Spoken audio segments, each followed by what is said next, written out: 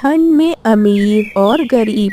जंगल में ठंड हद से ज्यादा हो चुकी थी। कालू कौवा और उसकी पत्नी गोरी बहुत अमीर थे। वह अपने बड़े से घर में सुकून से बैठे थे। घर में किसी चीज की भी कमी नहीं थी। उनके पास गर्म कपड़े और कंबल वगैरह सब कुछ था। उनका घर भी बहुत ज्यादा सुंदर था। परंतु रानो बेचारी अपने सूखे से घोंसले में ठंड में कांप रही थी। असल में जिस घर में कौवे रह रहे थे वह घर अपनी चालाकी से अपना घोंसला रानो को दे दिया और रानो का बड़ा घर खुद ले लिया।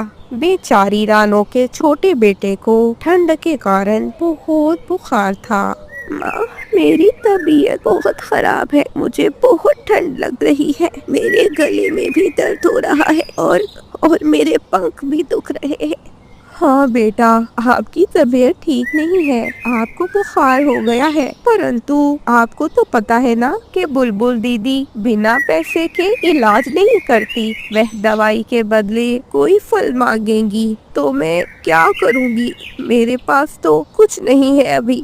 माँ, आप बात तो करें बुलबुल दीदी से। हो सकता है उन्हें हम पर रहम आ जाए। चिड़िया अपने बेटे के खातिर बुलबुल के पास चली जाती है। बुलबुल दीदी, मुझसे मेरा सब कुछ छीन लिया उन कौवों ने। अब मेरे पास कुछ नहीं रहा। मेरे बेटे को बहुत बुखार है। वह ठंड में एक टूटे फूटे घोंसले में पड़ा है। तुम्हारे पास कोई फल है या नहीं है? अरे नहीं बुलबुल दीदी, मेरे पास कुछ नहीं है। परंतु वगैरह कुछ नहीं। चुप करके यहाँ से चली जाओ। अगर मैं ऐसे सबका मुफ्त में इलाज करने लग गई तो मैं अपना घर कैसे चलाऊंगी? चिड़िया बुलबुल तो रानो को अपने घर से निकाल देती है। रानो परेशान होकर वापस अपने घर आई तो उसने देखा कि कुकू तो बेहोश पड़ा है। रानो चिड़िया फौरन से डर गई। अरे लगता है बुखार के कारण कुकू बेहोश हो गया। मैं कौवों से मदद मांगती हूँ। उन्हें मुझ पर रहम आएगा। वो मेरी मदद करेंगे। रानो भागी भागी कौवों के पास गई। रानो ने दरवाजे पर खटखटाया। जल्दी जल्दी दरवाजा खोलो। काले कौवो, रहम करो, अब मेरा बच्चा मर जाएगा। गोरी दरवाजा खोल लेती है। क्या मसला है तुम्हारे साथ रानो चिड़िया? क्यों मार खाने आई हो हमारे पास? मेरे बच्चे को बहुत बुखार है। गोरी, उसकी तबीयत बिल्कुल ठीक नहीं है। मुझे कुछ पैसे दे दो। मैं तुम्हें वापस कर दूंगी। मुझे उसका इलाज करवाना है। मुझसे तुमने सब कुछ छीन लिया है। मेरे पास अब बिल्कुल पैसे नहीं है जिससे मैं अपने बच्चे का इलाज करवा सकूं। या कोई फल ही दे दो प्लीज। जंगल में कहीं फिलहाल फल नहीं मिला मुझे। बहुत ठंड है। तुमने इतना बड़ा ज्ञान दे दिया मुझे, शुक्रिया। परंतु मुझे तुम्हारी बाकी बातें नहीं सुननी। और हाँ रानो, कुकू तुम्हारा बेटा है तो उसका इलाज करवाना तुम्हारा काम है, हमारा नहीं। और अगर तुम दोबारा आई तो फिर मैं तुम्हें पीट पीट कर यहाँ से निकालूंगी। गोरी रानो चिड़िया को धक्का देते हुए दरवाजा बंद कर देती है। रानो चिड़िया बीच जंगल में फल ढूंढते ढूंढते चली गई। वह रो रही थी। हाय रे, मेरी मोटी किस्मत। मेरा बच्चा मर जाएगा और मैं कुछ ना कर सकी। हाय, मैं बेहोश पड़ा है। काश आज मेरे पति जिंदा होते तो हमारा ऐसा हाल ना होता। इतने में रानो को किसी ने पीछे से आवाज लगाई। रानो, इधर देखो रानो। रानो ने पलटकर देखा तो सामने एक बहुत सुंदर सी परी थी। हर परेशानी का हल निकल आता है रानो, परंतु किस्मत को बुरा नहीं कहना चाहिए। किस्मत का क्या दोष, किस्मत सबकी अच्छी होती है। परंतु तुम इतना परेशान क्यों हो? तुम क्यों रो रही हो? क्या हुआ तुम्हारे बच्चे को? सारी बात बताओ ना रानो। बस फिर क्या था? फिर रानो रोते रोते उस परी को सारी बात बताती है। अरे इतनी परेशान हो रही हो तुम इतना परेशान ना हो। तुम्हें फल चाहिए, मैं तुम्हें एक जादुई छड़ी दूंगी। तुम उस छड़ी को घुमाकर जो बोलोगी वह तुम्हारे सामने होगा।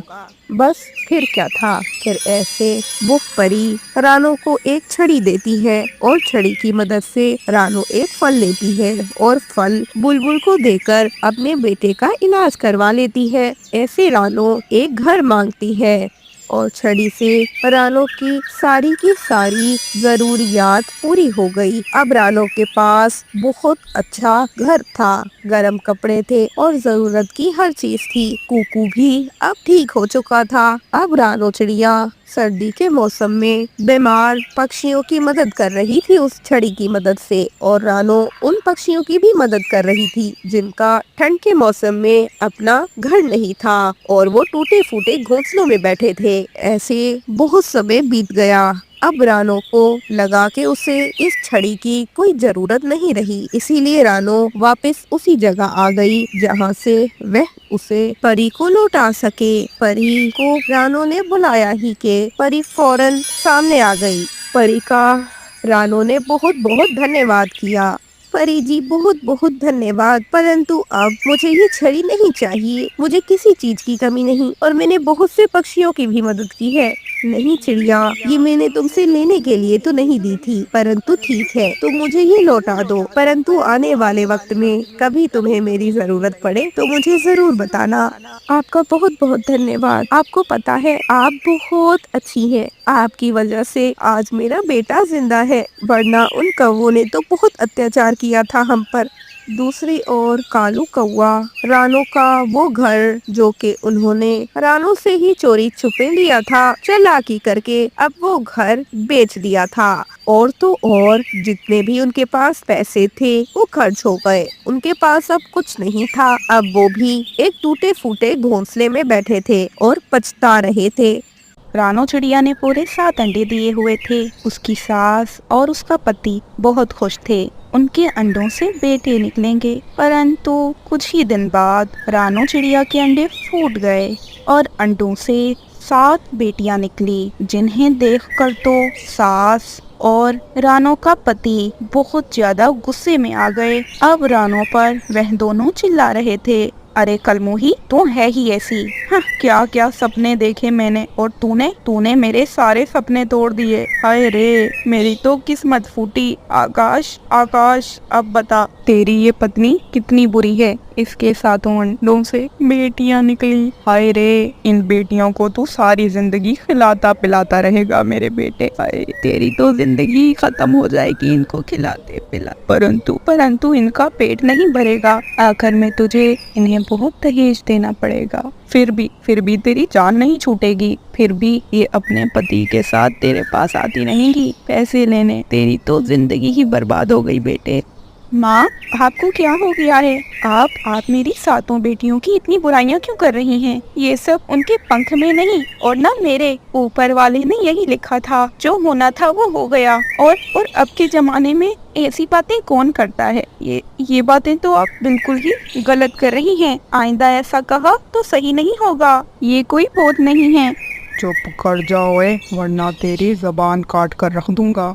रानू चुप हो गई और कुछ दिन इसी तरह बीत गए। दोनों माँ बेटा आपस में सलाह मशवरा कर लेते हैं कि रानू की 7 बेटियों को कैसे मारना है। कुछ दिन बाद पापा चिड़िया और मम्मा चिड़िया आपस में बातें कर रहे थे कि पापा चिड़िया फौरन से रानू चिड़िया से कहता है, रानो, आज मेरा बहुत मन कर रहा है कि मैं अपनी प्यारी प्यारी बेटियों को कहीं घुमाने ले जाऊं। ऐसा करता हूँ, आज मैं मुन्नी को नदी पर लेकर जाऊंगा अपने साथ, सही है ना? फिर ऐसे अपनी बाकी प्यारी प्यारी बेटियों को भी घुमाने लेकर जाऊंगा। थैंक यू पापा, मजा आएगा मजा आएगा मजा आएगा, मुझे बहुत मजा आएगा। मैं नदी देखूंगी, मैं पहली बार नदी देखूंगी। हाँ, मेरी प्यारी बेटी, मजा तो आएगा तुम्हें, बहुत मजा। हाँ। बस फिर पापा चिड़िया भी लगी तो इसे लाइक कर दें और हमारे चैनल को सब्सक्राइब करना बिल्कुल ना भूलना। आपका बहुत बहुत धन्यवाद।